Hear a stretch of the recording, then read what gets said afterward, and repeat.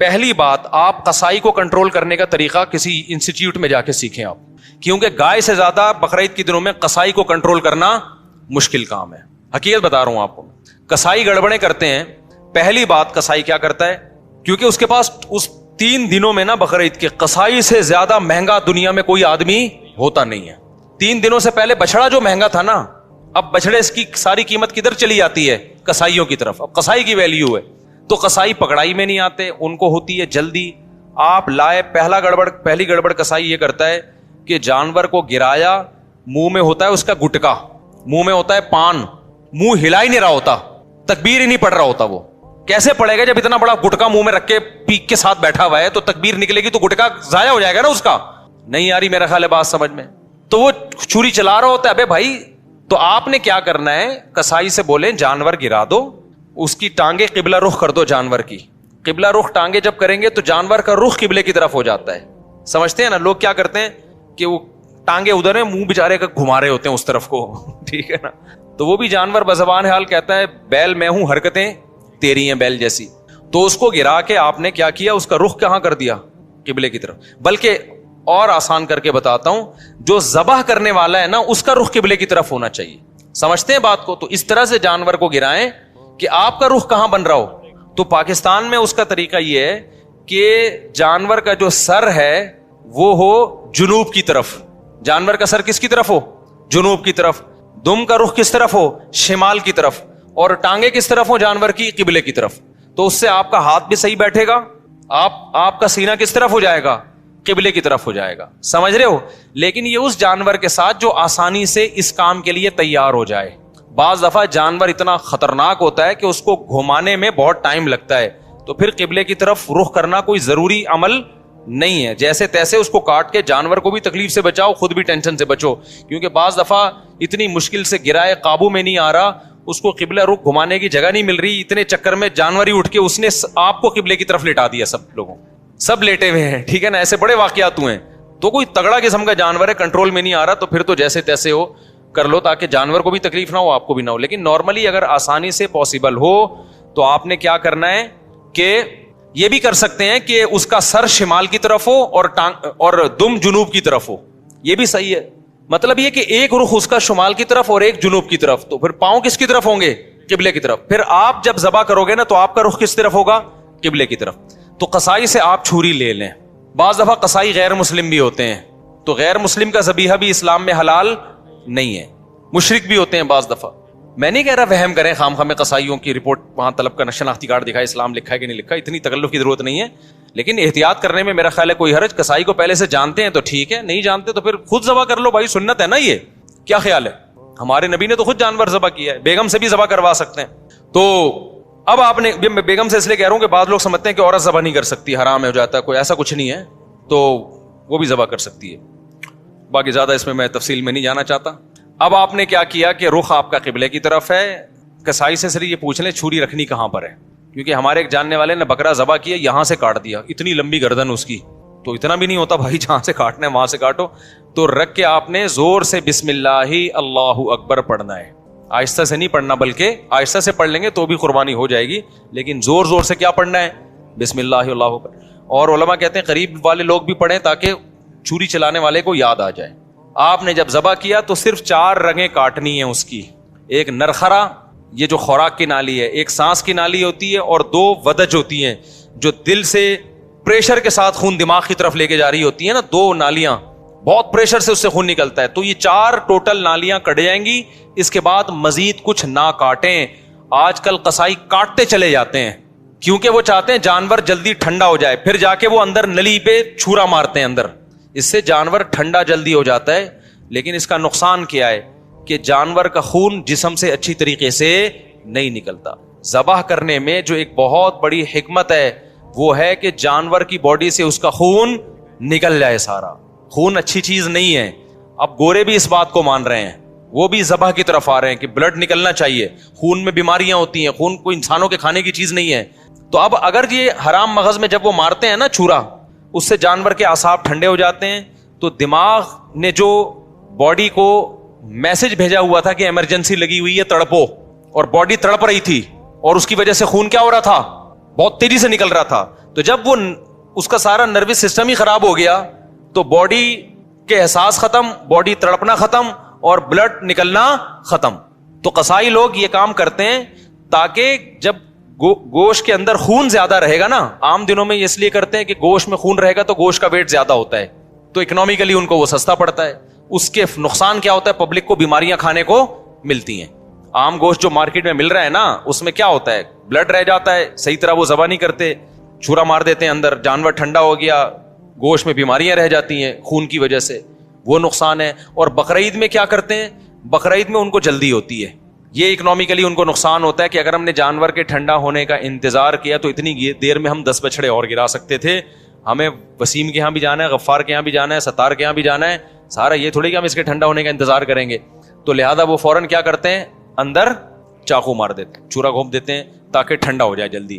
تو آپ نے پہلے ٹریننگ کرنی ہے قصائی کو کنٹرول کرنے کی, کیونکہ لوگوں نے یہ میرے بیانات بھی قصائیوں کو سنائے کہ ابے 4 رگے کاٹ کے آرام سے کھڑا ہو جا, 2 منٹ اس کا خون نکلنے دے آرام سے, جب نکل جائے گا خون پھر کھال اتارنا شروع کر دو, اس کی اپنی طبعی موت اس کو مرنے دو, ذبح ہونے دو.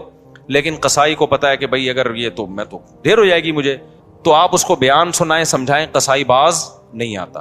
تو اس لیے میں بار بار کہتا ہوں کہ آپ نے جس کھونٹے سے جانور کو باندھا ہوا تھا نا, 4 رگے کاٹ کے تھوڑی دیر کے لیے وہاں سے قصائی کو باندھ دیں آپ. معذرت کے ساتھ قصائیوں سے پیشگی معذرت, وہ بھی ہمارے دوست یار ہیں بھائی, اسی سوسائٹی کا حصہ ہیں, لیکن کنٹرول میں ہی نہیں آتے نا, وہ کرتے ہیں, وہ نہیں مانتے. تو آپ نے تھوڑی دیر کے لیے جتنے بندے بیل پر تھے وہ سارے بیل کو چھوڑ کے کس پہ آ جائیں, قصائی پہ آ جائیں, اس کو کنٹرول کریں. وہ کاٹے گا, اندر تک کاٹتا رہے گا, اس کو بولے 4 رگے کٹ گئی بس, سمجھ رہے ہو, اس سے گوشت میں ذائقہ بھی آئے گا, گوشت میں بیماریاں بھی نہیں آئیں گی. اور شریعت کا جو حکمت ہے کہ گوشت پاک ہو جائے, کیونکہ خون پاک چیز ہے یا ناپاک چیز ہے, ناپاک چیز ہے, تو گوشت کو شریعت چاہتی ہے خون سے کیا ہو جائے, پاک ہو جائے, تو پاک ہو جائے گا. سمجھتے ہو؟ تو یہ کام جب آپ نے کر لیا, اس کے بعد قصائی کو بولیں بھائی تو اب چھری سے جو بھی کرنا ہے کر, وہ کھال وال اتارے گا. اس کے بعد آپ نے کیا کیا ہے, وہ پھر جو شروع میں کلیجی نکلتی ہے, لوگ اس کی چاہت میں ہوتے ہیں جلدی سے ہم کلیجی کھا لیں, تو اب آپ نے حصے ایسے بنانا ہے کہ ٹھیک ہے آپ کلیجی, وہ جو چیزیں نکل رہی ہیں اس کے تلی ولی جو لوگوں کو شوق ہوتا ہے, وہ آپ نے 7 حصے کیے اور 7 حصوں میں تھوڑا سا گوشت بھی لے کے ملا دیا اور تھوڑی سی کلیجی بچا کے رکھ لی. یعنی کلیجی کے 7 حصے کیے, کلیجی دل ولز کے 7 حصے کیے, اور اس میں 7 میں کیا ملا دیا, بوٹیاں ملا دی کچھ, اور آخر میں جو گوشت کے 7 حصے کیے ان میں کیا ملا دی, کلیجی ملا دی. اب سود کے مسائل سے آپ کی حفاظت ہو جائے گی, سمجھ رہے ہو. اب اگر کہیں تھوڑا زیادہ تھوڑا کم بھی چلا گیا نا تو سودی حکام جاری نہیں ہوتے. پھر آخر میں پھر بھی بہتر ہے تول دیں تاکہ لوگوں کو بھی نہ ہو نا, تولنے میں لوگوں کے دل بھی صاف رہتے ہیں کہ پتہ نہیں کیا یہ برتن میں نہیں ہوتا صحیح دفعہ. سمجھ رہے ہو کہ نہیں سمجھ رہے, یہ کام آپ نے کرنا ہے. ایک اہم بات, قصائی کو اجرت میں گوشت دینا جائز نہیں ہے. قصائی کی آپ نے اجرت طے کی, بھائی یہ جانور ذبح ہوگا اور اس کے اتنے حصے ہوں گے اور یہ سب کہ تم نے کرنا ہے, تمہیں اتنے پیسے دیے جائیں گے.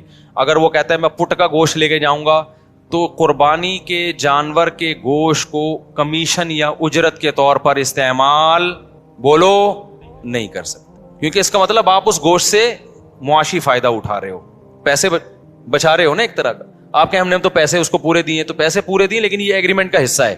تو آپ نے قصائی کو مایوس کر دینا ہے کہ بھائی آپ کو صرف پیسے ملیں گے, باقی اخلاقی طور پر جب کلیجی گھر سے پکے آئے گی تو جہاں سب کھا رہے ہوں گے آپ بھی کھا لینا, کوئی ہم منع تھوڑی کریں گے. الگ سے اس کا کوئی گوشت میں حصہ نہیں ہونا چاہیے, سمجھتے ہو, اس کو مایوس کر دیں, آپ کے پیسے ملیں گے. اور پھر آخر میں جب آپ گوشت بانٹ رہے ہوں تو کسی کو بھی دے دیں, پھر اس میں قصائی کو بھی دینے میں کوئی حرج نہیں ہے. لیکن آج کل یہ عرف بن چکا ہے, قصائی لازمی گوشت کا حصہ لے کے جاتے ہیں, پھر وہ بیچ رہے ہوتے ہیں, بقرعید کے بعد دکانوں میں بک رہا ہوتا ہے پھر وہ, سمجھ رہے ہو. کھال کے بارے میں کیا حکم ہے, کھال جانور کی یا تو آپ استعمال کر لیں, کسی کو بھی دے دیں شرکا میں سے, اس کی کھال کو آپ نمک وغیرہ لگا کے استعمال کر لیں, جائے نماز بنا لیں, بڑی بہترین چیز ہوتی ہے. اور اگر آپ نے اس کو بیچ دیا تو پھر اس کی قیمت صدقہ کرنی پڑے گی, پھر آپ اس کی قیمت استعمال نہیں کر سکتے. تو ڈائریکٹ کھال صدقہ کر دیں یا بیچ کے قیمت صدقہ کر دیں. اور ویسے استعمال کرنا چاہے تو کھال استعمال ہو سکتی ہے, وہ مسلح بنایا جا سکتا ہے, اس کا کچھ بھی بنایا جا سکتا ہے, مشکیزہ بنایا جا سکتا ہے. پہلے زمانے میں تو لوگ یہی کچھ کرتے تھے. یہاں تک بات کھوپڑی شریف میں آ گئی ہے. تو اچھا, ایک اہم کام آپ نے یہ بھی کرنا ہے کہ بھائی قربانی کے وقت نا ذکر اذکار کا ہونا چاہیے, شور شرابے کا نہیں ہونا چاہیے. یہ عبادت ہے, اللہ کے حکم پہ آپ اللہ کے مسخر کردہ جانور کو کاٹ رہے ہو, اللہ کے دربار میں پیش کر رہے ہو, تو یہ عبادت کا وقت ہے. اس میں جس قسم کا ہلا گلا ہو رہا ہوتا ہے یہ اس موقع پہ بالکل سوٹ نہیں کرتا.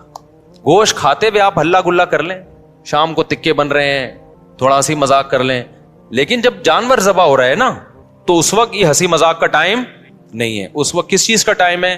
اللہ کے ذکر کا. دعا پڑھے, انی وجہت وجہی للذی فطر السماوات والارض حنیفا وما انا من المشرکین.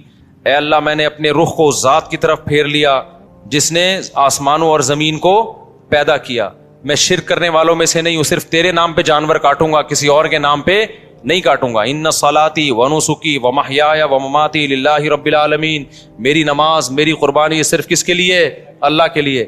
تو اس طرح کے الفاظ زبان سے عربی میں یا اردو میں دہرائیں, اے اللہ یہ ہماری طرف سے ہے, اس کو تو اپنے دربار میں قبول کر لے. اس وقت جو ہلا گلا, باجے, پوں پوں, اچھل کود, یہ بہت غلط حرکت ہے.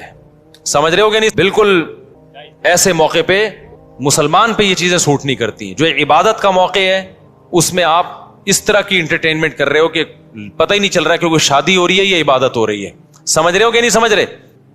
یہ کام کرنا ہے آپ نے. اس کے بعد جب جانور کٹ جائے اور حصے ہو جائیں تو آپ نے کیا کرنا ہے؟ اگر آپ غریب ہیں, آپ کے بچوں کی تعداد زیادہ ہے, گوشت کھانے کو کم ملتا ہے سال میں, غربت کی وجہ سے فیملی بڑی ہے, تو سارا گوشت خود ہی کھا لیں. پھر ایک حصہ صدقہ کرنا یہ افضل بھی نہیں ہے, کیونکہ اپنے بچوں کا حق پہلے ہے, دوسروں کا حق اسلام میں بعد میں. بعض ایسے غریب ہوتے ہیں بیچاروں کو پورے سال گوشت نہیں ملتا, اب انہوں نے پیسے جمع کر کے قربانی کر لی تو کھاؤ بھائی, ٹھیک ہے نا, پھر صدقہ نہ کرو. لیکن اگر اللہ نے آپ کو مالی وسعت دی ہے, آپ پورے سال گوشت کھاتے رہتے ہیں, تو پھر 1/3 گوشت کیا کر دیں؟ کم سے کم بولو صدقہ کر دیں, افضل ہے. کیونکہ قرآن کہہ رہا ہے کلو منہا, خود بھی کھاؤ اور مسکینوں کو بھی کھلاؤ. تو کم سے کم 1/3 گوشت کیا کر دیں آپ؟ وہ صدقہ کر دیں, آپ لوگوں کو کھلا دیں. آپ سمجھتے ہو کہ نہیں سمجھتے؟ دوسرا کام, باقی 1/3 کا کیا کریں؟ وہ رشتہ داروں کو دے دیں. لیکن اگر رشتہ داروں نے بھی قربانی کی پھر نہ دیں ان کو, تو 2/3 کھا لیں. لیکن 1/3 کوشش کریں کیا کریں بھائی؟ صدقہ کر دیں. یہ مالداروں کے لیے. غریب آدمی کیا کرے؟ پورا کھا جائے, ٹھیک ہے نا, اللہ کی طرف سے ضیافت ہے, بار بار موقع ملتا نہیں تو پھوڑ دے. اچھا, پھر تیسری بات, قربانی کے گوشت کو ایک بہت اہم مسئلہ ہے کہ بعض لوگ ساری قربانی صدقہ کر رہے ہوتے ہیں کہ اپنے ملک میں, اپنے گھر میں کرنی نہیں ہے, بلکہ ہم نے کیا کرنا ہے؟ دوسرے ملک میں, غریبوں کے ملک میں کرنی ہے. جیسے امریکہ اور UK میں لوگ کر رہے ہوتے ہیں, وہاں نہیں کر رہے قربانی, یار ساری پاکستان میں کر دو, غریبوں کو کھلا دو. یہ مناسب نہیں ہے. آئی بات سمجھ میں؟ کیونکہ قربانی میں یہ اصل صدقے کا حکم نہیں ہے. اصل صدقہ بھی ہے اس میں ضمناً, اصل تو حکم یہ ہے کہ بقرعید کے 3 دن ہیں, اللہ چاہتا ہے میرے نام پہ جانور کاٹو اور پھر اللہ کی طرف سے آپ کے لیے اس کی میزبانی ہے. اللہ میاں کہہ رہے جانور ذبح کرو اور کیا کرو؟ پھر کھاؤ اللہ کی نعمت. آپ کہہ رہے میں نہیں کھاؤں گا, میں کیا کروں گا؟ میں پاکستان میں قربانی کروں گا, میں انڈیا میں کروں گا, میں افریقہ میں کروں گا, میں خود کچھ بھی نہیں کھاؤں گا. تو میں یہ نہیں کہہ رہا کہ حرام ہے, ناجائز ہے, قربانی کا ثواب تو ملے گا, لیکن یہ ایک نوعیت کا اعراض ہے اللہ کی ضیافت سے. روزہ حرام کر دیا تاکہ آپ گوشت سے اوائڈ نہ کریں. اس لیے علماء یہ کہتے ہیں کہ آپ ٹھیک ہے باہر ملک میں قربانی کریں غریبوں کے لیے, کم سے کم ایک حصہ آپ اپنے ملک میں جہاں آپ رہتے ہیں وہاں کریں, اس لیے تاکہ قربانی کا گوشت آپ کے گھر میں آئے اور آپ اس گھر کو, اس گوشت کو کھائیں. اب مالدار لوگ کہتے ہیں ایکچولی ہمیں ضرورت نہیں ہے کھانے کی, ہم پورے سال کھاتے ہیں, ہمیں کیا ضرورت ہے. میں نے دیکھا ہے ایسے مالداروں کا, ہم تو کھاتے ہیں پورے سال ہی گوشت کھاتے ہیں. فون کیا اپنے خادم کو, یار تم ایسا کرو وہ وہیں عیدی سینٹر میں ذبح کر کے وہیں غریبوں کو بانٹ دو. اور بھائی آپ کو کب, ہم نے کب کہا کہ آپ نہیں کھاتے؟ یہ والا وہ والا نہیں ہے جو آپ پورے سال کھاتے ہیں. سمجھ میں آ رہی ہے بات؟ یہ وہ والا گوشت نہیں ہے جو آپ پورے سال کھاتے ہیں. دیکھو آپ کے ابا نے آپ کو بلایا, آپ گئے, آپ کے ابا نے بڑی خوشی کا اظہار کیا میرا بیٹا آج مجھ سے ملنے کے لیے آیا ہے, اور آپ کے ابا نے آپ کے لیے دال چاول لا کے رکھ دی.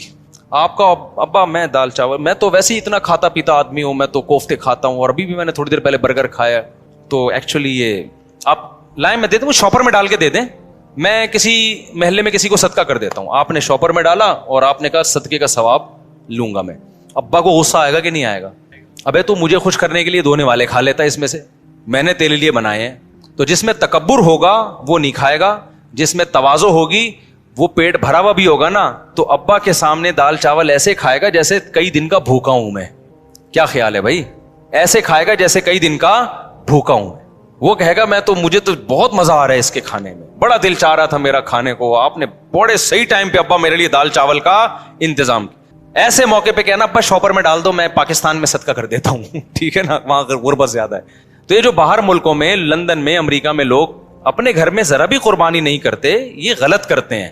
ٹھیک ہے آپ پاکستان غریب ملک ہے, یہاں بھی قربانی کر لیں, لیکن اگر ایک ہی حصہ کرنا ہے نا تو پھر اپنے گھر میں کریں, صدقہ بعد میں کر دینا آپ. کیونکہ اللہ میاں یہ گوشت, یہ وہ بکرا نہیں ہے جو آپ روزانہ کاٹ کے کھاتے ہیں, یہ وہ بکرا ہے جو کون کھلا رہا ہے, اللہ کھلا رہا ہے. تو اس میں تکبر کہ ایکچولی ہمیں تو ضرورت نہیں ہے, ایکچولی ٹوپی ڈرامے چھوڑ دو بھائی, اللہ کھلا رہا ہے, شوق سے کیا کرو, کھاؤ. اللہ نے ہمیں بھی رزق دیا الحمدللہ. مجھے یاد ایک دفعہ بقرعید میں کیا ہوا کہ جی وہ میرا سفر تھا, اب دال چاول ہی مل رہی ہے بقرعید کے دن. مجھے اتنا غصہ آیا, یار آج ہماری عید کا دن ہے, کہیں سے گوشت لے کر آؤ بھائی قربانی کا. میں نے ساتھیوں کو ہلا دیا, پھر انہوں نے انتظام کیا بھائی وہ فلاں جگہ. میں نے کہا بھائی گوشت کھائیں گے یار ہم, یہ پاگل تو ہم مسلمان ہیں بھائی, بقرعید کے دن ہم پاگل ہیں کہ مرغی چکن بریانی مجھے لا کے بقرعید میں رکھ دی سفر کی وجہ سے نا. میں نے کہا ہم نہیں کھائے گا چکن بریانی, ہمیں قربانی کا کیا چاہیے, گوشت. اللہ کو یہ ادا ایسے موقع پہ کیا ہوتی ہے, پسند ہوتی ہے. ہمارے نبی کو کھانے پینے کا بالکل شوق نہیں تھا. سب سے زیادہ کھانے پینے سے اوائڈ کس نے کیا ہے, سید الانبیاء محمد صلی اللہ علیہ وسلم نے. آپ تو فاقوں سے رہتے تھے, بقرعید کے دن آپ کھاتے نہیں تھے جب تک جانور ذبح نہ ہو جائے اور پہلا نوالا گوشت کا آپ کے پیٹ مبارک میں نہ جائے. سمجھ رہے ہو کہ نہیں سمجھ رہے, اپنا شوق دکھانے کے لیے کہ ہم آج نہیں کھائیں گے, پہلا نوالا کیا جائے گا ہمارے پیٹ میں, قربانی کے گوشت کا. تو اللہ سے استغنا مت دکھاؤ, اللہ کے سامنے تکبر بولو مت کرو, وہاں عاجزی ظاہر کرو. اللہ ہم تو کھاتے رہتے ہیں, وہ بھی تو ہی کھلاتے, اپنے خرچے پہ کون سا کھاتے ہیں ہم, ٹھیک ہے نا. تو ان دنوں میں تو کھلائے گا ہم کھائیں گے. تو اس لیے بقرعید کو کوشش کریں ناشتہ بھی نہ کریں قربانی کے, لیکن یہ قربانی کے گوشت جب ٹائم پہ مل جائے. ورنہ آج کل جو قربانی کا گوشت کسائی لوگ اثر میں تیار کر رہے ہوتے ہیں تو پیٹ کمر سے چپک کے خود قربانی کا بکرا بنا ہوا ہوتا ہے آدمی. پہلے زمانے میں ٹھک ٹھک ٹھک قربانی ہوتی تھی. تو اس لیے بقرعید کے دن جو ہے نا, جو یورپ امریکہ میں لوگ رہتے ہیں, بھائی اپنے گھر میں قربانی کا گوشت لایا کرو, کھایا کرو, بچوں کو بھی کھلاؤ. بولو, بچے پوچھیں ابا آج کیوں بکرے کھائے جا رہے ہیں, بیٹا یہ ہمارا عید کا دن ہے اور یہ ضیافت کس کی طرف سے ہے, اللہ کی طرف سے, آج ہم گوشت کھائیں گے. سمجھتے ہو کہ نہیں سمجھتے ہو؟ ہاں, جس کو پرہیز ہے بڑے گوشت سے وہ بکرا کھا لے. ایسا نہ ہو کہ اتنا فارم میں آ جائے کہ ڈاکٹر نے منع کیا ہوا ہے بڑا گوشت کھانے سے. بعض لوگ یہ بھی کر رہے ہوتے ہیں, بھائی اللہ میاں نے جب کھلا رہا ہے تو میں تو کھاؤں گا. ڈاکٹر کہہ رہا ہے تو گائے مت کھا, ٹھیک ہے نا, تیرا کولیسٹرول بہت بڑھ چکا ہے. آپ کہہ رہے ہو اللہ کھلا رہا ہے, تو اللہ تو کھلا رہا ہے, لیکن اللہ کہہ رہا ہے پہلے اپنی صحت بھی دیکھو نا. تو اپنی صحت کے حساب سے آپ نے کیا کرنا ہے, اس کو کھانا ہے. تو اللہ کا شکر ہے اب تک ہماری صحت تو افورڈ کر رہی ہے, ہم کھا لیتے ہیں, تو ہم تو کھائیں گے بھائی. تو اس لیے خوشی سے کھایا کرو, رغبت سے کھایا کرو. ہمارے نبی نے جب حج کے موقع پہ عید الاضحیٰ کے دن 100 اونٹ ذبح کروائے, آپ نے 100 اونٹ, 60 اپنے ہاتھوں سے کیے, باقی حضرت علی سے کروائے, نہر کروائے. اور شدید بھوک کا ٹائم تھا کیونکہ حج کیا آپ نے, کتنی تھکاوٹ ہوتی ہے 10 ذی الحجہ کو حاجیوں کو. میں نے جب یہ حدیث سنی نا مجھے بڑا مزہ آیا, کیونکہ ہمارے پیٹ بھی کمر سے چپکا ہوا تھا حج میں, بھوک سے حالت خراب ہو گئی تھی. تو پھر وہ حدیث آئی سامنے کہ نبی صلی اللہ علیہ وسلم جب شدید بھوک کی حالت میں, شدید تھکاوٹ میں, تو آپ نے صحابہ سے پوچھا الیس ھذا یوم النحر, کیا یہ قربانی کا دن نہیں ہے؟ کتنا مزہ آیا ہوگا نا کہ یہ دن کون سا ہے بھائی, یہ تو قربانی کا دن ہے, یہ تو کھانے پینے کا دن ہے. صحابہ نے کہا ہاں یا رسول اللہ. آپ نے 100 اونٹ نہر کروائے, پھر ہر اونٹ کا گوشت جمع کر کے اس کی یخنی بنائی گئی, اور اس یخنی کو آپ صلی اللہ علیہ وسلم نے پیا, تاکہ 100 کے 100 اونٹ جو اللہ کے نام پہ ذبح ہوئے ہیں سب سے تناول کرنے کا موقع مل جائے. تو ہمارے نبی تو استغنا نہیں کر رہے کہ میں کیوں کھاؤں بھائی, ٹھیک ہے نا. اور کتنا زبردست مزہ آیا ہوگا نا, وہ گوشت کی یخنی کتنی مزے کی ہوتی ہے. بھوک کی حالت میں جب آپ یخنی کھائیں, آپ لوگ کو نہ بھوک لگ رہی ہے نہ گوشت کا مزہ ہے, تو آپ لوگ کی سمجھ میں باتیں بالکل, ایک 4 شادیوں کی باتیں آپ کی سمجھ میں نہیں آئیں گی, ایک گوشت کھانے کی باتیں آپ لوگ کی سمجھ میں نہیں آئیں گی. اس کے لیے کچھ دن ماحول بدلنا پڑے گا آپ کو, ٹھیک ہے نا. چونکہ ٹماٹر, کھیرے, ککڑیاں, پیزے, برگر کھا کے نا اب وہ گوشت والا سیٹ اپ کیا ہو گیا ہے, ختم. آپ کو تو میں یہ بتاؤں کہ عید کے دن آپ 3 پیزے کھائیں بھوک میں, ایک دم آپ سب جوش میں آ جائیں گے, دیکھنا. تو ہم نے تو پیزوں کا عادی نہیں بنایا الحمدللہ اپنے آپ کو, اس لیے ہمیں گوشت کا مزہ آتا ہے. تو اونٹ کے نبی صلی اللہ علیہ وسلم نے 100 اونٹ ذبح کیے, اور 100 کی 100 میں سے کیا کیا ہے, اس کا شوربہ بنا کے آپ نے پیا ہے. گوشت بھی کھایا ہوگا یقیناً. تو اس لیے جو لوگ یورپ میں, امریکہ میں رہتے ہیں, دوسرے ملکوں میں رہتے ہیں, وہ ٹھیک ہے, دوسرے ملکوں میں, غریب ملکوں میں بھی قربانی کریں اگر اللہ نے وسائل دیے, لیکن پہلے کیا ہے, کم سے کم ایک حصہ گھر میں ہونا چاہیے, اس کا گوشت گھر میں آنا چاہیے, اس کو کھانا چاہیے. سمجھتے ہو؟ تاکہ مسلمانوں کا یہ تہوار زندہ بھی رہے، ابراہیم علیہ السلام کی قربانی کی سنت بھی زندہ رہے. وہ بالکل بقرعید کا پتہ ہی نہیں چلتا بعض ملکوں میں، کہتے ہیں ایکچولی بقرعید آئی ہے تو ایکچولی ہم نے وہ فون کر دیا ہے کہ وہ وہاں کر دینا، بس وہیں کر دینا، بس نماز پڑھنے چلے جاتے ہیں. تو یار اتنا بھی میں تو کہتا ہوں اس تکلف کی بھی کیا ضرورت تھی آپ کو؟ ٹھیک ہے نا، اس تکلف کی کیا ضرورت تھی؟ نماز بھی نہیں پڑھتے آپ، نہاتے دھوتے بھی نہیں، تو اصل تو ہے ہی گوشت کی قربانی، نماز تو ویسے بھی پڑھتے رہتے ہیں نا، تو کھا لو، اللہ کے مشورے پہ کھا لو اگر آپ کو ضرورت نہیں بھی ہے. اگر 3 افراد 2 حصہ لیں اور ایک حصہ بچ جائے تو کیا وہ ایک حصہ باقی 3 افراد مل کر لے سکتے ہیں یا باہر سے کسی کو دیں؟ یہ بہت اہم مسئلہ ہے. لوگ یہ سمجھتے ہیں کہ گائے میں 7 حصے ہی ضروری ہیں، جب تک وہ 7 حصے نہیں ہوں گے قربانی نہیں ہوگی. یہ بالکل غلط ہے. گائے میں زیادہ سے زیادہ 7 حصے ہو سکتے ہیں، کم سے کم 6 بھی ہو سکتے ہیں، 5 بھی ہو سکتے ہیں، 4 بھی ہو سکتے ہیں، 3 بھی ہو سکتے ہیں، 2 بھی ہو سکتے ہیں. نہیں آئی بات سمجھ میں؟ مثال کے طور پر 2 آدمی گائے لے کر آئے، آدھی ایک کی ہو گئی، آدھی ایک کی، تو 2 حصے ہو گئے. 3 آدمی گائے لے کر آئے، 1/3 ایک کی، 1/3 ایک کی، 1/3. اب یہ نہیں کہ یہ 1/3 میں آگے منہ والا حصہ تمہارا، بیچ والا، پوری گائے میں 1/3. 4 آدمی گائے لے کر آئے، یہ ایک آدمی لے کر آیا، 3 آدمیوں کو حصے بیچ دیے اس نے، ٹوٹل 4 برابر حصے کر دیے. لوگ سمجھتے ہیں کہ اب 3 آدمی ہیں تو ایک 4 حصے لے، 2 آدمی ہیں تو ایک 4 حصے لے گا، ایک 3 حصے لے گا. یہ ضروری نہیں ہے، سمجھ رہے ہو؟ تو اس تکلف کی بالکل بھی ضرورت نہیں ہے. کر لیا تو بھی قربانی ہو جائے گی. تو یہ 7 سے زیادہ لوگ شریک نہیں ہو سکتے، 7 سے کم 6 بھی ہو سکتے ہیں، 6 برابر حصے کر لیے جائیں. ٹھیک ہے. اچھا، گائے کے حصوں کو میرے بھائی خوب سمجھ لو. گائے یا اونٹ میں جب 7 لوگ یا 4 لوگ یا 3 لوگ شریک ہوئے تو جتنے بھی شریک ہوں گے تو خوب سمجھ لیں، گائے کے 7 حصے جو کیے جائیں گے یا 3 یا 4 حصے، وہ تول کے کرنا ضروری ہے، اندازے سے کرنا جائز نہیں ہے، چاہے سارے راضی بھی ہوں. کیونکہ گوشت سودی اموال میں سے ہے، ایک بوٹی بھی زیادہ چلی گئی تو وہ سود کے حکم میں ہوگی. کیونکہ جب ہم حصے تقسیم کر رہے ہوتے ہیں تو اصل میں بیع و شراء کا عمل ہو رہا ہوتا ہے، خرید و فروخت کا، کہ آپ کا حصے کا جو گوشت ہے وہ میں نے خریدا، اس گوشت کے بدلے میں جو میرے پاس ہے وہ میں نے آپ کو بیچا. تو گوشت کے بدلے میں جب گوشت بکتا ہے تو وزن میں تول ضروری ہے. ذرا سا بھی زیادہ ہو گیا تو وہ کیا ہے؟ ربا، سود ہے. اور جب وہ سود اس میں شامل ہوگا تو وہ سب کے لیے ناجائز ہو جائے گا. لہذا یا تو تول کے تقسیم کریں یا سود سے بچنے کے لیے ایک کام کر لیں کہ 7 حصوں میں کلیجی ملا دیں. کیونکہ جب ایک جنس میں دوسری جنس شامل ہوتی ہے پھر جو اضافہ ہوتا ہے نا وہ مخالف جنس کی طرف نسبت کر دی جاتی ہے اس کی. یہ سودی احکام ہے، سمجھ میں آ جائیں ٹھیک ہے، نہیں آئے تو پھر کسی اور وقت بیٹھ کے چھاؤں میں آئیے گا، سمجھا دوں گا بیٹھ کے. ابھی تو مسئلے پر عمل کر لیں. سمجھ رہے ہو؟ تو آپ نے کیا کرنا ہے کہ جب گائے کٹے گی، ذبح ہوگی، 7 حصوں میں ڈیوائڈ کیا اس کو، 7 میں تھوڑی تھوڑی کلیجی رکھ دی. سمجھتے ہو؟ اور کلیجی کے بھی 7 حصے کیے شروع میں، 7 میں تھوڑا تھوڑا گوشت بھی رکھ دیا تاکہ کلیجی میں بھی سود کا حکم نہ ہو اور گوشت میں بھی سود کا حکم نہ ہو. مخالف جنس جب آتی ہے نا تو اس کی مثال ایسے، جیسے 10 روپے کے بدلے آپ نے 9 روپے خریدے تو ناجائز ہو گیا نا، لیکن 9 روپے کے ساتھ ایک ماچس کی ڈبی ملا لو گے آپ، تو مخالف جنس جب ملاؤ گے تو ادھر جب 1 روپیہ زیادہ ہوا وہ اس ماچس کے مقابلے میں ہو جائے گا. تو ادھر اگر گوشت زیادہ ہو گیا تو کلیجی کے مقابلے میں ہو جائے گا، ادھر کلیجی زیادہ ہو گئی تو گوشت کے مقابلے میں ہو جائے گی. تو سود سے بچنے کے لیے یہ جائز طریقہ. اسلام کے علاوہ جتنے بھی راستے ہیں نا ان کو اندھیروں سے تعبیر کرتا ہے. اندھیرے سے بھی کیا اور اندھیروں سے بھی. اندھیرا کا مطلب ہے جنس کے لحاظ سے تو سب اندھیرے ہیں، اور اندھیروں کا مطلب بہت ساری قسمیں ہیں گمراہیوں کی، لیکن وہ ساری قسمیں مختلف قسم کے اندھیرے ہیں. تو اسلام کے علاوہ جتنے بھی راستے ہیں نا اللہ کی نظر میں سب اندھیرے ہی اندھیرے ہیں، جن میں انسان کو منزل کا پتہ نہیں ہوتا، اگلے قدم کا پتہ نہیں ہوتا. تو اس قرآن کی اللہ نے صفت بیان کی ہے کہ یہ قرآن آپ کو اندھیروں سے روشنی کی طرف لے کر آئے گا، حلال و حرام کا علم دے گا آپ کو، صحیح اور غلط کا پتہ چلے گا اس سے، ایسے اور نیچر کا پتہ چلے گا اس سے. بیدن ربہم، اپنے رب کے حکم سے آپ ان کو اندھیروں سے نکالیں روشنی کی طرف. اور وہ روشنی کیا ہے؟ الی صراط العزیز، اس ذات کا راستہ ہے جو زبردست، غالب، الحمید اور قابل تعریف ہے.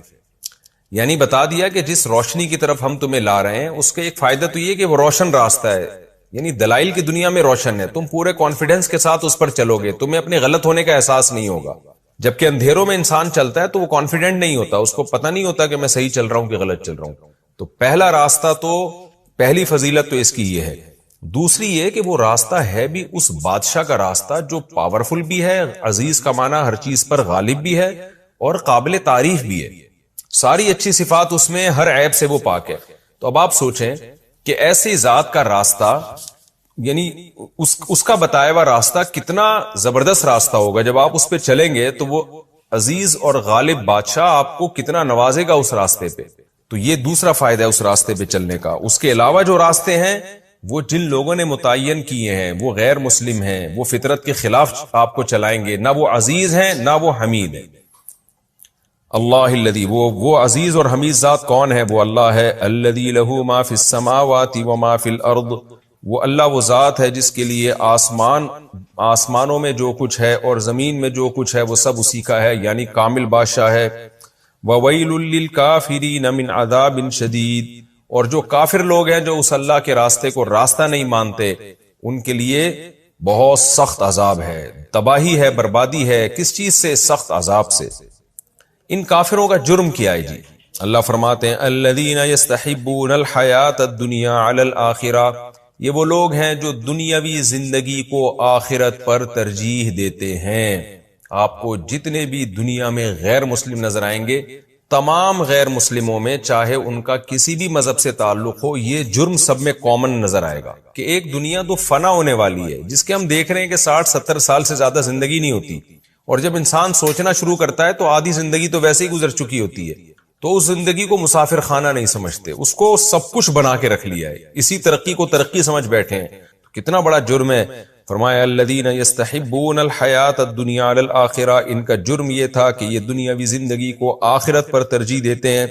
ویصدون عن سبیل اللہ، اور پھر اللہ کے راستے سے لوگوں کو روکتے بھی ہیں۔ جو دنیا کو مسافر خانہ سمجھتا ہے، آخرت کو اصل سمجھتا ہے، تو یہ اس کو غلط سمجھتے ہیں، اس کو اس راستے سے روکتے ہیں۔ کیسے روکتے ہیں؟ وَيَبْغُونَهَا عِوَجًا، اللہ کا جو صحیح راستہ ہے، جو روشن راستہ ہے، اس میں عیب تلاش کرتے ہیں۔ خود گمراہیوں میں ڈوبے ہوئے ہیں، پتہ ہی نہیں صحیح اور غلط کی ڈیفینیشن ہی نہیں پتہ ہے، ایکسپلین ہی نہیں کر سکتے صحیح کیا ہے غلط کیا ہے۔ آج تک آپ جتنے بھی لبرل لوگ ہیں نا، ان سے پوچھیں کہ صحیح کی ڈیفینیشن کیا ہے، غلط کی ڈیفینیشن کیا ہے، قیامت آ جائے گی یہ ڈیفائن نہیں کر سکتے۔ جب صحیح اور غلط کو ایکسپلین ہی نہیں کر سکتے تو پھر چلیں گے کیسے اس پر؟ تبھی تو آپ دیکھیں نا کیسے الٹے الٹے قوانین بن رہے ہیں ان ملکوں میں۔ تو اللہ فرماتے ہیں جبکہ جو سیدھا راستہ ہے اس میں عیب تلاش کرتے ہیں، جیسے نبی صلی اللہ علیہ وسلم پر کے بارے میں آج غیر مسلم اعتراض کرتے ہیں کہ کم عمر سے نکاح کیوں کیا، اور جو جہاد کے بارے میں، اور حالانکہ وہ اعتراض بنتے نہیں ہیں، لیکن تلاش کر کر کے نا اپنا اتنا بڑا عیب کہ صحیح اور غلط کا راستہ، شراب کو حلال کر دیا، زنا کو حلال کر دیا، والدین کو اولڈ ہاؤس میں جمع کرانے کو حلال کر دیا، خود اتنی بڑی بڑی مسٹیک کر کے بیٹھے ہوئے ہیں، لیکن اسلام کا جو سچا راستہ ہے اس میں عیب تلاش کرتے ہیں۔ اولئک فی ضلال بعید، اللہ فرماتے ہیں یہ لوگ بہت دور کی گمراہی میں پڑے ہوئے ہیں، یعنی حق سے بہت دور ہیں یہ لوگ۔ وما ارسلنا من رسول الا بلسان قومه ليبين لهم، رہا مسئلہ یہ کہ محمد صلی اللہ علیہ وسلم فرشتہ بن کے نازل کیوں نہیں ہوئے، بشر بن کے کیوں نازل ہوئے؟ ہم کیسے ایک پیغمبر پر ایمان لے آئیں جو عربی بول رہا ہے؟ آج بھی بہت سے غیر مسلم یہ اعتراض کرتے ہیں کہ قرآن عربی میں کیوں آیا؟ بھئی یہ کیا بات ہے؟ تو سوال یہ ہے کہ بھئی کسی بھی زبان میں آتا تو پھر آپ یہ اعتراض کرتے کہ اس زبان میں کیوں آیا؟ تو کوئی نہ کوئی زبان تو اللہ نے دینی تھی نا۔ تو اللہ اولین مخاطب پیغمبر کی جو قوم ہوتی ہے اس قوم کی زبان دے کے بھیجتے ہیں، تاکہ جو پہلی دفعہ جن سے خطاب ہو رہا ہے وہ تو سمجھے نا بات کو پورے طریقے سے، پھر ان کے ذریعے سے پوری دنیا سمجھے گی۔ اس لیے اللہ نے فرمایا وما ارسلنا من رسول، ہم نے کوئی پیغمبر نہیں بھیجا الا بلسان قومہ، مگر اس قوم کی زبان دے کر، لیبین لہم، تاکہ وہ اپنی بات کو صحیح طرح سے ایکسپلین کر دیں۔ فیضل اللہ من یشاء، اللہ کی طرف سے یہ حجت تمام ہو جاتی ہے۔ قوم یہ نہیں کہہ سکتی کہ ہمیں پیغمبر کی زبان ہی سمجھ میں نہیں آ رہی، پھر اس کے بعد اللہ جس کو چاہتے ہیں گمراہ کر دیتے ہیں، اور جس کو چاہتے ہیں یہدی من یشاء، ہدایت دے دیتے ہیں۔ تو جس کے دل میں انابت ہوتی ہے اس کو ہدایت دے دیتے ہیں، جس کے دل میں گمراہی ہوتی ہے اس کو گمراہ کر دیتے ہیں۔ وَهُوَ الْعَزِيزُ، وہ زبردست غالب ہے، جو چاہتا ہے کرتا ہے، الحکیم، اور حکمت والا ہے، یعنی اپنے اختیارات کا ایسا استعمال نہیں کرتا جو حکمت سے خالی ہوں، کہ خام خواہ میں جس کو ہدایت دینی تھی اس کو گمراہی دے دی، جس کو گمراہ کرنا تھا اس کو ہدایت دے دی، ایسا نہیں کرتا وہ، بلکہ حکمت سے چلتا ہے۔ آگے اللہ تعالیٰ فرماتے ہیں وَلَقَدْ أَرْسَلْنَا مُوسَىٰ بِآيَاتِنَا، ہم نے موسیٰ کو بھی اپنی نشانیاں دے کر بھیجا، جیسے ہم نے یہ قرآن نازل کیا اور اللہ نے قرآن کی صفت بیان کی لِتُخْرِجَ النَّاسَ مِنَ الظُّلُمَاتِ إِلَى النُّورِ، تاکہ اے نبی آپ لوگوں کو گمراہیوں سے روشنی کی طرف لائیں. تو ہم نے موسیٰ کو بھی یہی کام دے کے بھیجا تھا، تمام پیغمبر یہی کام لے کر آئے.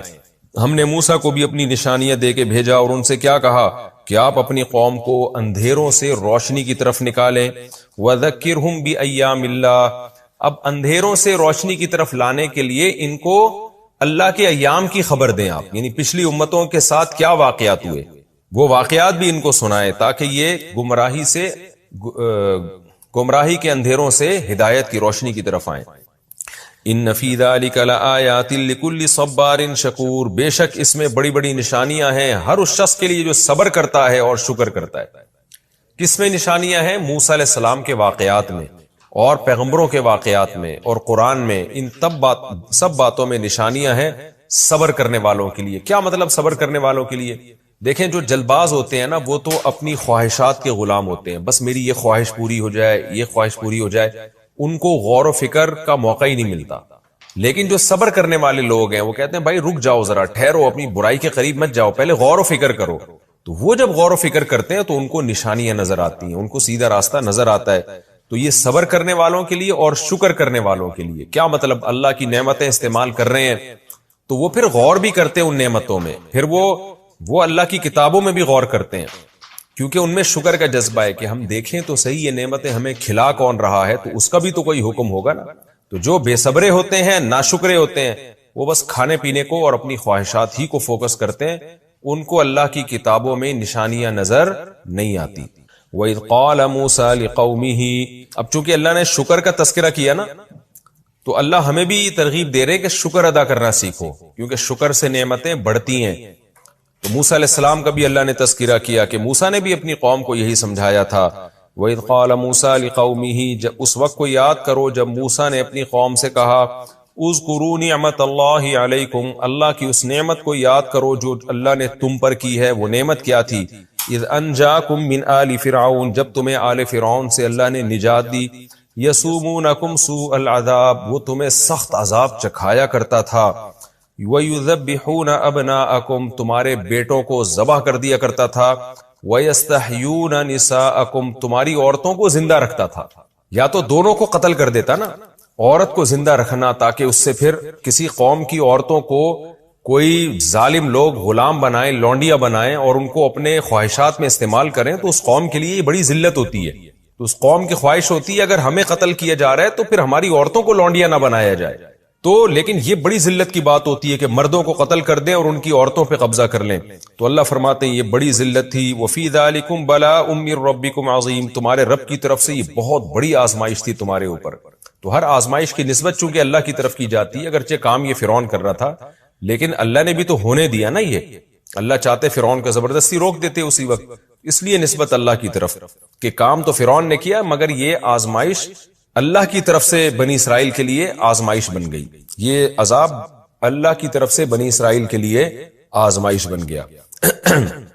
تو موسیٰ علیہ السلام نے کیا فرمایا کہ اللہ نے تمہیں اس آزمائش سے بچایا تو تم اس کا شکر ادا کرو.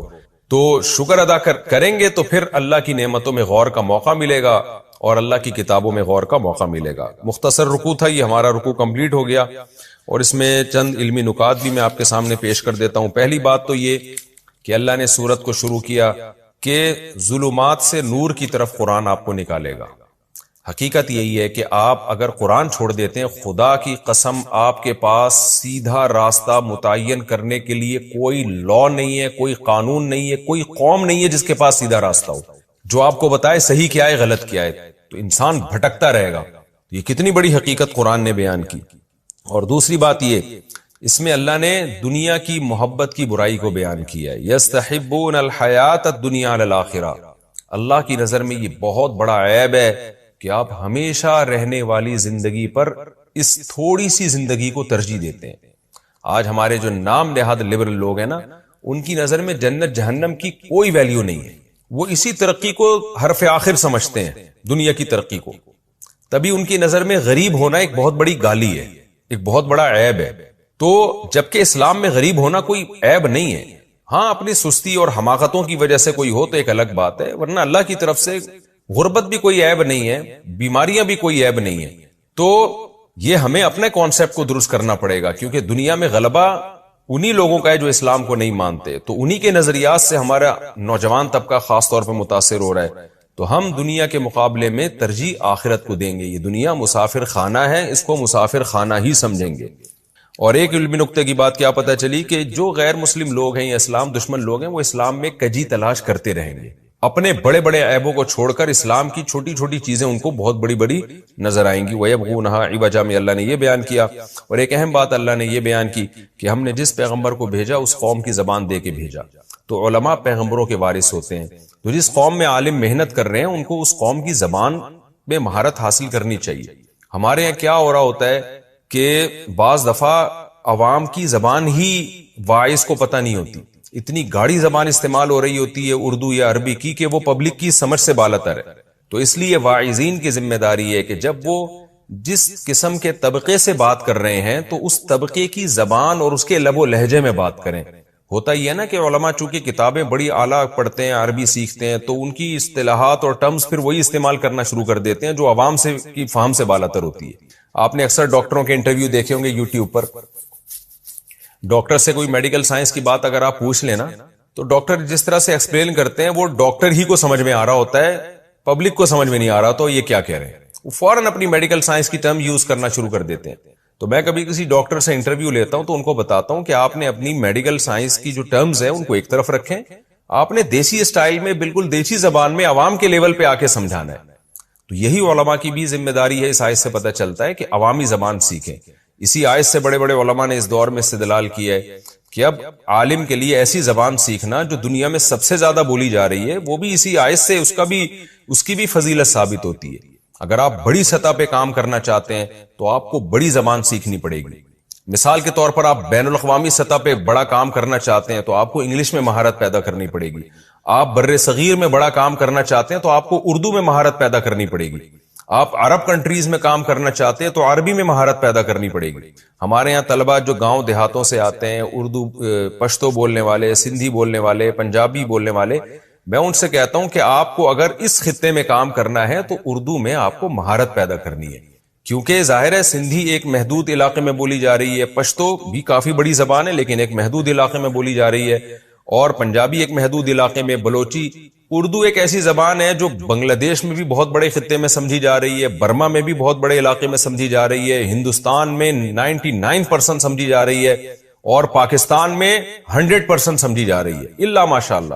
تو ہمیشہ ایک عالم کو, واعظ کو بڑی سے بڑی زبان کی طرف آنا چاہیے تاکہ اس کا پیغام زیادہ سے زیادہ لوگوں تک پہنچ سکے.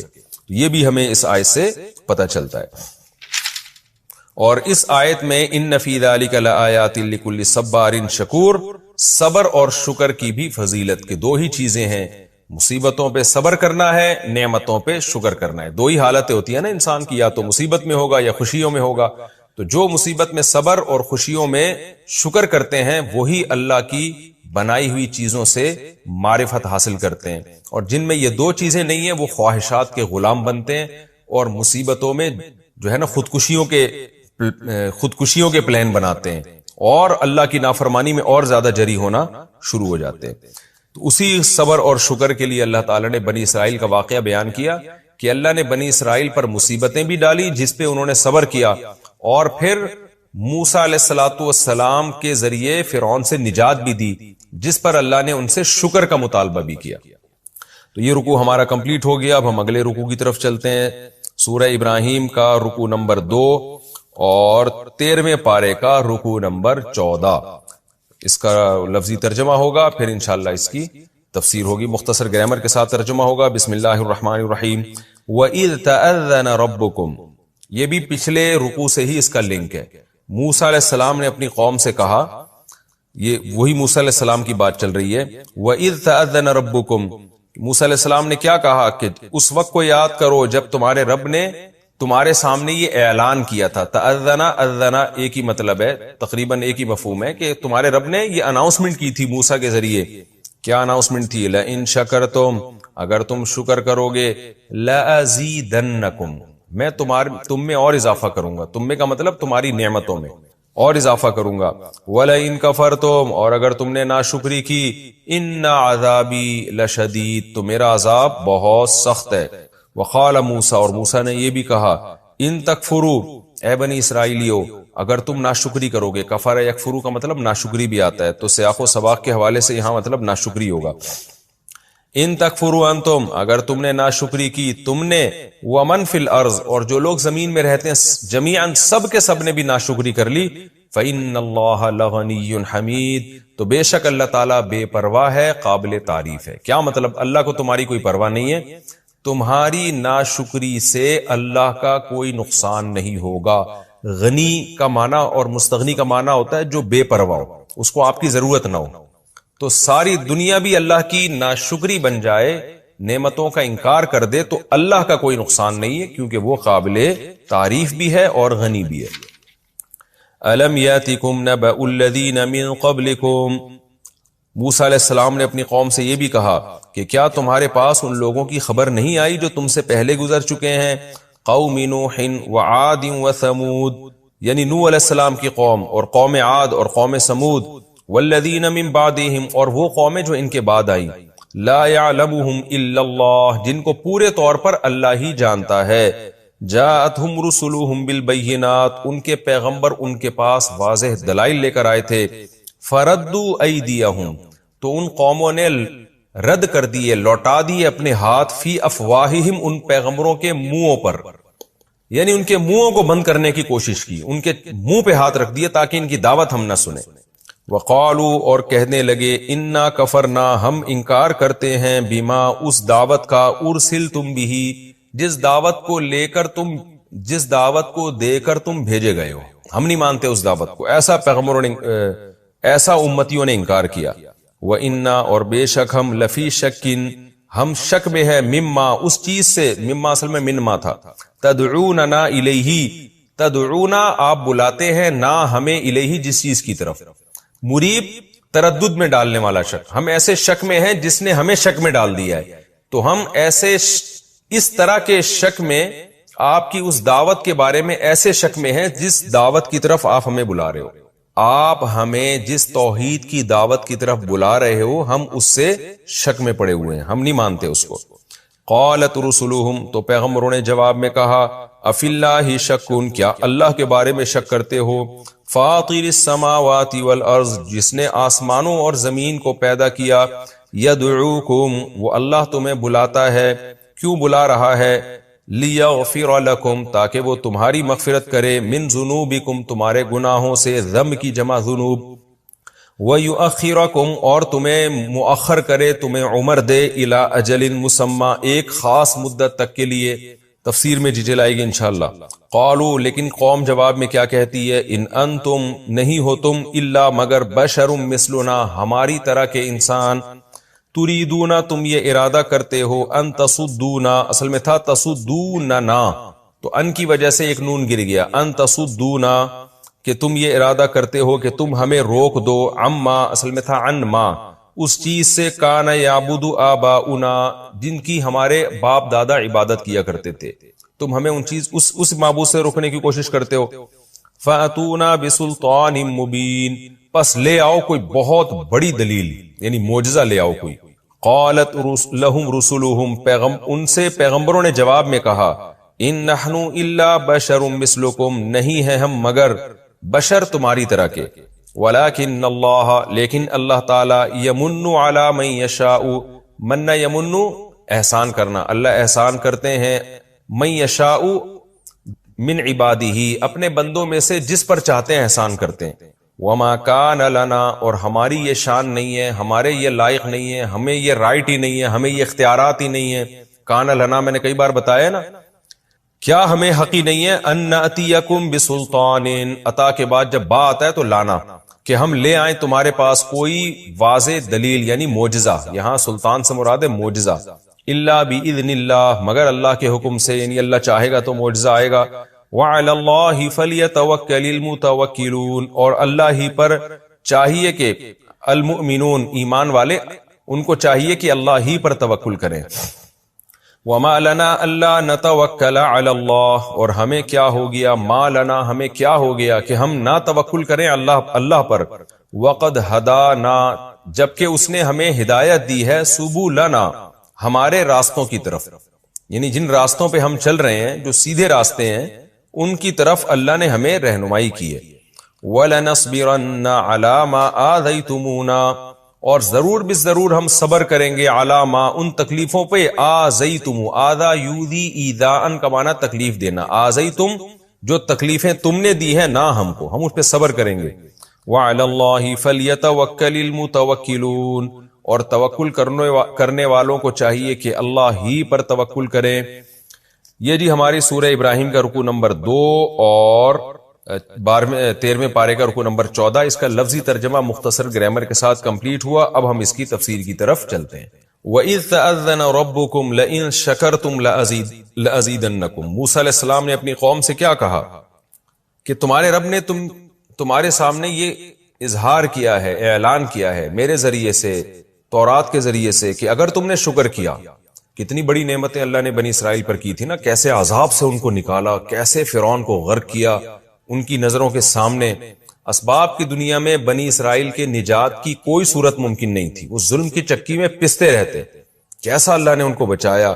تو اللہ نے کیا اعلان کیا تھا، اگر تم نے شکر کیا، لَأَزِيدَنَّكُمْ میں نعمتوں میں اور اضافہ کروں گا، اور اضافہ کروں گا، تمہیں زمین کی خلافت دوں گا، حکومت دوں گا، مادی ترقی بھی دوں گا اور روحانی ترقی بھی دوں گا۔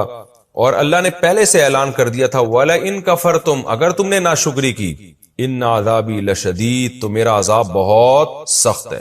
تو بنی اسرائیل نے جب شکر کیا اللہ نے ان کو حکومت بھی دی، جب ناشکری کی تو دنیا کے سامنے نتیجہ ہے کہ اللہ نے ان سے روحانی اقتدار چھین کر بنی اسماعیل کے حوالے کر دیا۔ اور موسیٰ علیہ السلام نے یہ بھی کہا، وقال موسیٰ علیہ السلام نے بنی اسرائیل سے کہا تھا، ان تکفروا انتم اگر تم ناشکری کرو گے اور جو لوگ بھی زمین میں سب کے سب ناشکرے بن جائیں تو کیا ہوگا، فإن اللہ لغنی حمید، اللہ تو غنی ہے، اس کا کوئی نقصان نہیں ہوگا، وہ پہلے بھی قابل تعریف تھا، تمہاری ناشکری کرنے سے اس کی تعریف میں کوئی کمی نہیں آئے گی۔ کیا مطلب، میں جو تمہیں شکر کا حکم دے رہا ہوں یہ تمہارے فائدے کے لیے دے رہا ہوں، اللہ کے فائدے کے لیے نہیں دے رہا۔ تو جس چیز میں انسان کا اپنا فائدہ ہوتا ہے اس پہ تو بڑا حریص ہوتا ہے وہ۔ موسیٰ علیہ السلام نے ان کو پچھلی امتوں کے واقعات بھی سنائے، چونکہ پچھلے رکوع میں ہے نا کہ ہم نے موسیٰ سے کہا کہ ذکرہم بایام اللہ، ایام اللہ قرآن کی اصطلاح میں پچھلی امتوں کے واقعات کو کہتے ہیں۔ تو موسیٰ علیہ السلام نے پچھلی امتوں کے واقعات بھی سنائے تھے، اور کیا کہا تھا، الم یاتکم نبأ الذین من قبلکم، اے بنی اسرائیل کیا تمہارے پاس پچھلی قوموں کی خبریں نہیں آئی ہیں، قوم نوح وعاد وثمود، قوم نوح اور قوم عاد اور قوم سمود، والذین من بعدہم اور ان کے بعد بھی بہت ساری قومیں آئیں، لا یعلمہم الا اللہ جن کو نہیں جانتا مگر اللہ، پوری تفصیل اللہ کے پاس ہے، لیکن سب میں ایک چیز مشترک تھی، وہ کیا، جاءتہم رسلہم بالبینات، ان کے پیغمبر ان کے پاس واضح دلائل کے ساتھ آئے، فردوا ایدیہم فی افواہہم، بجائے پیغمبروں کی بات سننے کے کہ چلو ایمان نہ لے کر آتے لیکن سنتے تو رہتے نا، پیغمبروں کی بات سننے سے ہی انکار کر دیا اور اپنے ہاتھوں کو پیغمبروں کے چہروں پہ رکھ کے ان کے منہ کو بند کرنے کی کوشش کرتے تھے کہ ہم نے آپ کی بات سننی نہیں ہے۔ وقالو اور کیا کہتے تھے، انا کفرنا بما ارسلتم بہ، ہم اس دعوت کا انکار کرتے ہیں جس کے ذریعے آپ کو بھیجا گیا ہے، جس کو دے کے آپ کو بھیجا گیا ہے، ہم نہیں مانتے اس کو۔ وَإِنَّا لَفِي شَكٍّ مِّمَّا تَدْعُونَنَا إِلَيْهِ مُرِيبٍ، اور جس دعوت کی طرف آپ ہمیں بلا رہے ہیں ہم اس سے شک میں پڑے ہوئے ہیں، ہمیں اس کا یقین ہی نہیں ہے۔ قالت رسلهم، پیغمبروں نے کیسا پیارا جواب دیا کہ تم ہماری مخالفت میں خدا کا انکار کر رہے ہو، ہم ایک خدا کی بات کر رہے ہیں، تم ان بتوں کو پوج رہے ہو، تو ہماری مخالفت میں ہماری دشمنی میں کر کیا رہے ہو، نتیجہ کیا نکل رہا ہے۔ اس کی مثال ایسے ہے جیسے ایک آدمی آئے اور آپ سے کہے کہ تم اپنے باپ کی اطاعت کیا کرو، اپنی ماں کی خدمت کیا کرو، آپ دشمنی میں آ کے اپنے ماں باپ کو برا بھلا کہنا شروع کر دیں، تو وہ شخص جواب میں کیا کہے گا کہ یار تو میری دشمنی میں اپنے ماں باپ کے حقوق ضائع کر رہا ہے، یعنی میں تجھے اپنی طرف تھوڑی بلا رہا ہوں، میں تو تجھے تیرے ہی تو ماں باپ ہے نا، ان کے تجھی پر تو احسانات ہیں۔ تو جو پیغمبر تھے انہوں نے بھی یہی طرز اختیار کیا، انہوں نے کہا فی اللہ شکن، اس خدا میں شک کر رہے ہو. یعنی لیبل تو یہ لگا رہے ہو کہ ہم پیغمبروں کو نہیں مانتے, رزلٹ کیا نکل رہا ہے؟ خدا کے منکر بن رہے ہو تم. تو کیا اس خدا میں تم شک کر رہے ہو؟ فاطر السماوات والارض, جس نے آسمانوں اور زمین کو پیدا کیا. یہ خود بخود تھوڑی بنے ہیں, کوئی تو کریٹر ہے نا جس نے بنایا. تو اتنی بڑی ذات کا تم انکار کر رہے ہو. یدعوکم, اور وہ ذات صرف پاورفل نہیں ہے, کریٹر نہیں ہے, بلکہ وہ تمہیں تمہارے فائدے کے لیے دین کی طرف بلا رہا ہے. وہ اللہ, وہ کیوں تمہیں بلا رہا ہے؟ یدعوکم, وہ تمہیں ہمارے ذریعے سے دعوت دے رہا ہے. کیوں؟ لیغفر لکم من ذنوبکم, تاکہ تم سے جو گناہ ہو چکے ہیں وہ معاف کر دے. کفر کی حالت میں بڑے بڑے جرائم کرتے آئے ہو, کتنوں نے زنا کیا ہوگا, کتنوں نے چوریاں کی ہوں گی, کتنوں نے دل دکھایا ہوگا, قتل کیے ہوں گے. وہ تمہیں بلا رہا ہے, آؤ ایمان لے آؤ, توحید لے آؤ, پچھلا جو شرک کا گناہ ہے وہ بھی معاف کروں گا, سارے گناہ معاف کر دوں گا. تو اتنی بڑی آفر اور پیشکش اس کی طرف سے ہے. تو اس خدا کے تم انکار کر رہے ہو. وَيُؤَخِّرَكُمْ إِلَىٰ أَجَلٍ مُّسَمًّى, اور تمہیں ایک خاص وقت تک وہ مہلت بھی دینے کے لیے تیار ہے.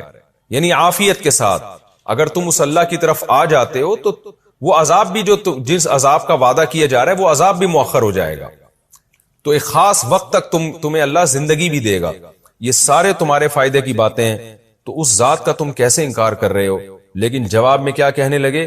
قالوا ان انتم الا بشر مثلنا, نہیں ہو تم مگر ہماری طرح کے انسان. کیسے ضدی تھے, دیکھیں ہر دھرم لوگ تھے.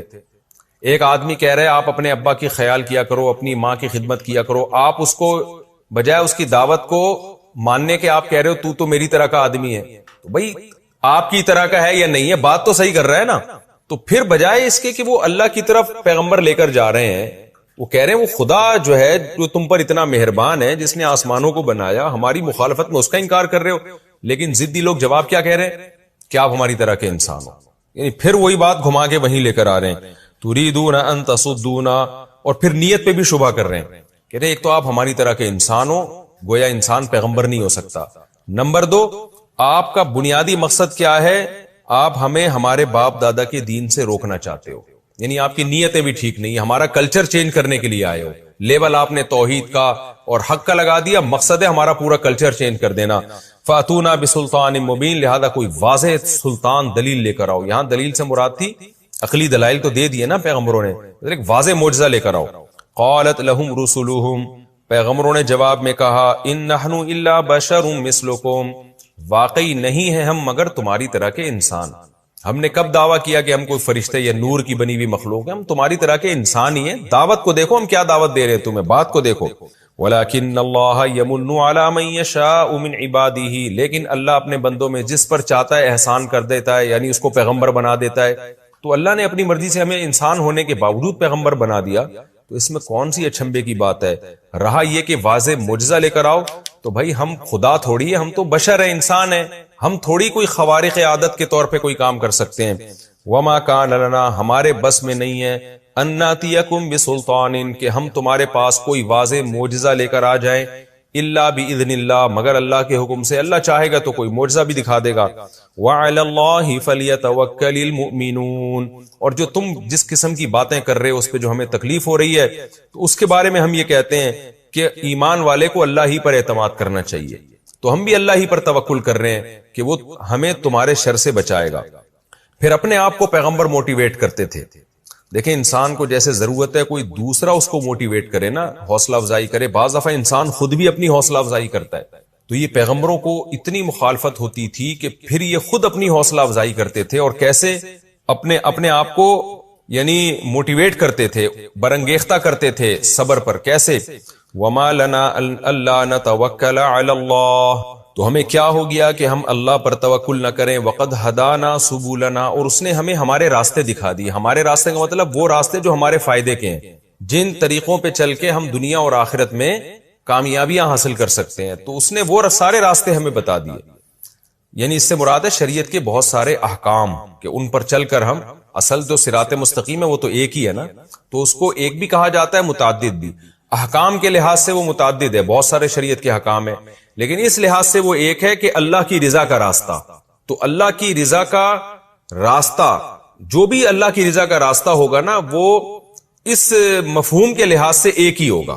یہ ہر وہ راستہ جو جس پہ چل کے اللہ کی رضا حاصل ہوتی ہے, اور اس لحاظ سے وہ متعدد ہے کہ شریعت کے جو احکام ہیں، نماز پڑھو، زکوٰۃ دو، روزہ رکھو، اس لحاظ سے ان کو متعدد کہا گیا، یعنی معنوی اعتبار سے وہ ایک ہی ہے کہ سب کا مقصد یہ ہے کہ اللہ کی رضا حاصل کی جائے، اور تقسیم کے لحاظ سے وہ متعدد راستے ہیں۔